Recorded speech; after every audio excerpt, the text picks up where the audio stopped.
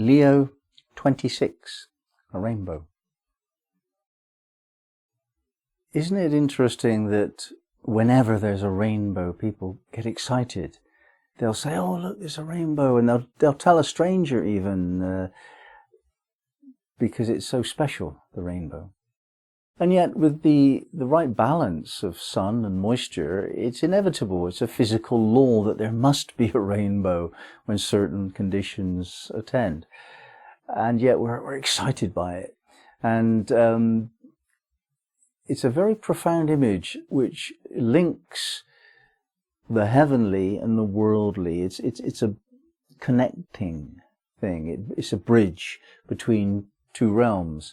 And at the end of the rainbow is a pot of gold. It's, in our mythology, the sense here is that if we manage to take a blend, a good balance, and bridge the worlds, the heavenly and the earthly, in other words, our mundane life and our spiritual life, then a pot of gold is ours. And it is inevitable, even though we find it exciting as though it's a miracle. It isn't a miracle. It's inevitable. This is the same of the process of enlightenment. Now that word is much used and perhaps not much understood. But the movement from being caught up in our process, lost in confusion and ignorance and blindly suffering without much improvement in life, to move from that state to a state of constant joy, relative profound awareness in every moment. Whatever you want to call that, whether that's realization or enlightenment or spiritual awakening, that state is as certain for us as is the rainbow. It isn't a miracle. To reach that sense of, let's call it realization, this is my preference. I see that realization, with its linguistic pointing to the indication of truth, what is real is true. Realization is the end of falseness, the end of fantasy, the end of illusion. So a person who is realized is not blinded by illusion or glamour. They see what's going on. And that level of realization is something that we can attain. It's a formula. It's not a miracle. And the formula has to do with endeavour. If we endeavour to reach that state of realization, then provided we do the work and correct errors and take guidance and advice, the same as learning anything, then we will learn how to be realized with as much certainty as the rainbow. And it's another clue within that image of the rainbow that it isn't enough just to be spiritual, whatever that is.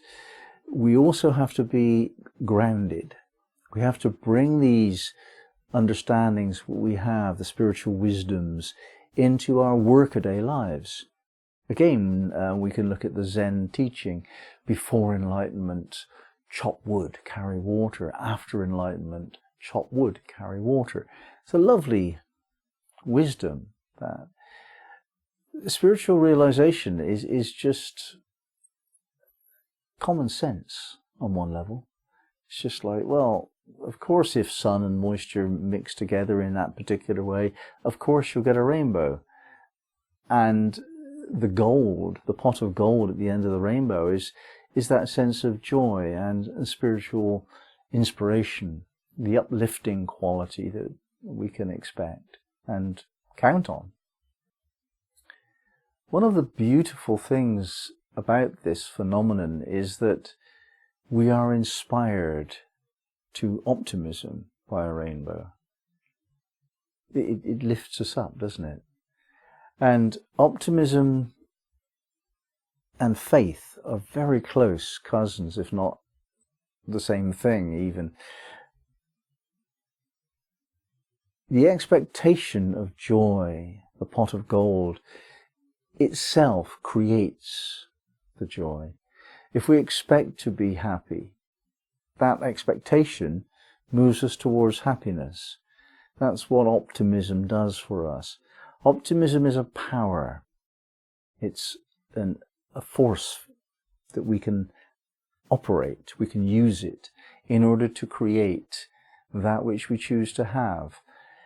And the formula is that if we link the spiritual realm with the grounded earthly plane, and we do this with optimism, then we will find our own pot of gold, whatever we choose that to be, metaphorically.